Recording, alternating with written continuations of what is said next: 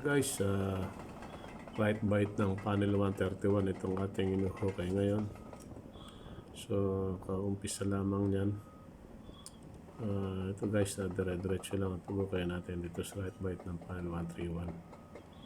Ang ating operator ay si Fabian. Yeah. Actually, magaling na operator yung guys.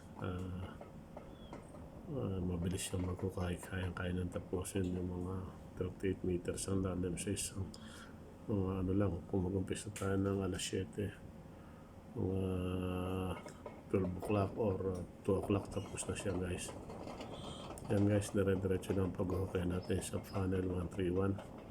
Siguro ngayon nasa ano na siya, nasa 12 meters na yung hukay natin yan guys. Ang lalim niyan ay 38 meters guys.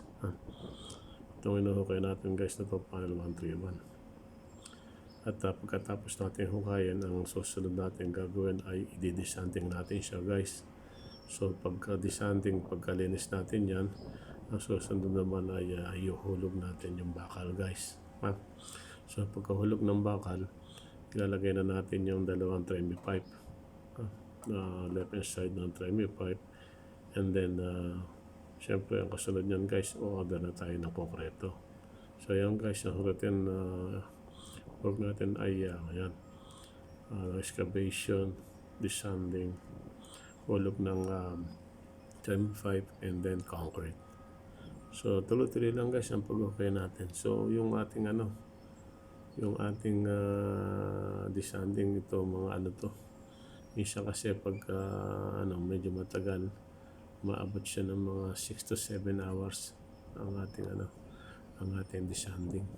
Lalo pagka 38 meters kasi malalim siya guys. So left and side ang ginagawa natin, left bite and right bite ang ating ginagawa pagdidesanding. So kailangan malinis na malinis siya para pag binuhusan natin ay wala siyang contaminated.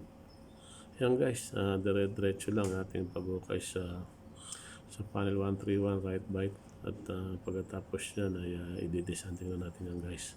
So mamaya malalaman natin kung ano. So kung hindi niyan matapos ngayong desanding, matapos alas 2 alangan desanding, malalaman natin kung may konkretong available. Yan guys, tatapusin natin itong hukay ng panel 131 right bite.